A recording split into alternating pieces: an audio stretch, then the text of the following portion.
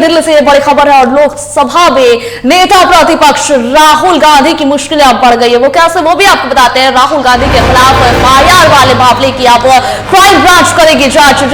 संसद परिसर में गुरुवार को हुई थी धक्का मुक्की और इस हाथापाई में बीजेपी के 2 सांसद घायल हो गए थे, जहां पर प्रताप चंद्र सारंगी और मुकेश राजपूत हो गए थे गंभीर रूप से घायल। घटना के बाद बीजेपी सांसदों ने दर्ज कराया था राहुल गांधी के खिलाफ एफआईआर और पुलिस अधिकारियों की एक टीम अस्पताल में प्रताप सारंगी और राजपूत से भी कर सकती है मुलाकात। ये सूत्र के हवाले से खबर है। अब इस पूरे मामले पर देश की सियासत भी गरमाई हुई है।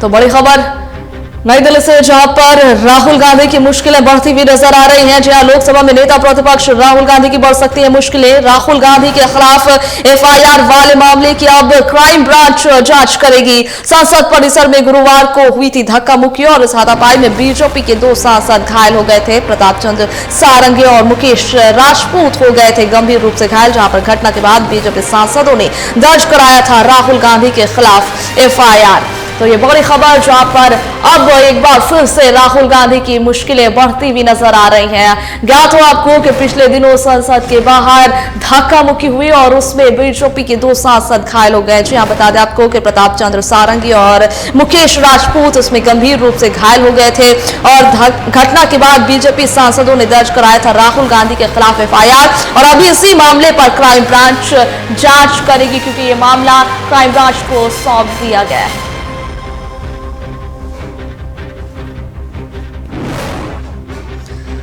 तो बड़ी खबर, लोकसभा में नेता प्रतिपक्ष राहुल गांधी की मुश्किलें बढ़ी हैं। राहुल गांधी के खिलाफ एफआईआर वाले मामले की अब क्राइम ब्रांच जांच करेगी। संसद परिसर में गुरुवार को हुई थी धक्का मुक्की, जहां पर इस हाथापाई में बीजेपी के 2 सांसद घायल हो गए थे। प्रताप चंद्र सारंगी और मुकेश राजपूत हो गए थे गंभीर रूप से घायल। घटना के बाद बीजेपी सांसदों ने दर्ज कराया था राहुल गांधी के खिलाफ एफआईआर और पुलिस अधिकारियों की एक टीम अस्पताल में प्रताप सारंगी और राजपूत से भी कर सकती है मुलाकात। ऐसा सूत्र बता रहे हैं कि अब पुलिस जो है हो सकता है कि अस्पताल पहुंचे और उन दोनों से मुलाकात करे, लेकिन फिलहाल राहुल गांधी की मुश्किलें बढ़ती हुई नजर आ रही है, क्योंकि अब जो धक्का मुक्की वाला जो मामला था उसकी जांच क्राइम ब्रांच करेगी, क्योंकि वो मामला क्राइम ब्रांच को सौंप दिया गया है। जहां संसद परिसर में गुरुवार को धक्का मुक्की हुई थी, पहले अंबेडकर पर बयान दिया गया और उसके बाद से जो सियासत गरमाती हुई नजर आई। संसद परिसर के बाहर धक्का मुक्की हुई, दोनों तरफ से आरोप प्रति आरोप लगाए गए। राहुल गांधी की तरफ से भी आरोप लगाए गए, विपक्ष ने भी आरोप लगाया और उसको लेकर के अब जो है राजनीति काफी गरमाई हुई नजर आ रही है और इस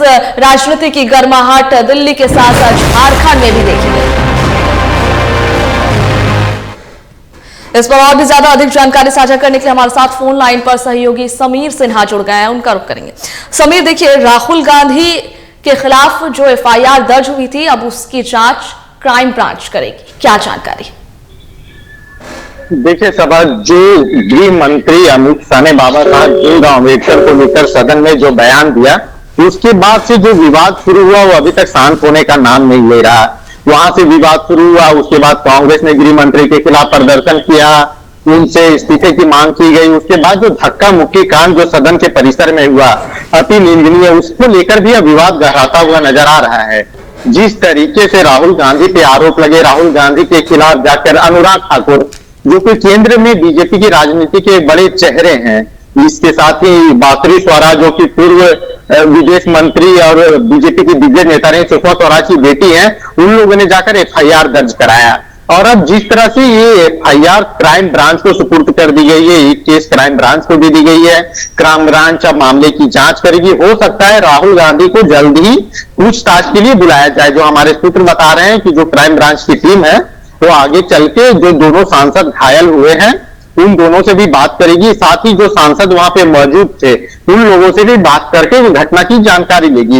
लेकिन इसमें देखिए, कहीं ना कहीं ऐसा लग रहा है कि राहुल गांधी की मुश्किलें बढ़ सकती है, क्योंकि जिस तरीके से बीजेपी आक्रामक है, तो हो सकता है बीजेपी इसको लेकर इतने जल्दी से मुद्दे को शांत नहीं होने देगी। सारंगी और राजपूत का बयान इसमें आता है, उनका क्या बयान रहते हैं, इस पे आगे की राजनीति डिपेंड करती है। जो हमारी जानकारी है उसके अनुसार 7 अधिकारियों की एक एसआईटी का गठन किया गया है और जिसमें 2 एसपी 2 इंस्पेक्टर और 3 सब इंस्पेक्टर शामिल होंगे जो इस पूरे मामले की जांच करेंगे। जी सभा। बहुत शुक्रिया समीर आपका जानकारी साझा करने के लिए।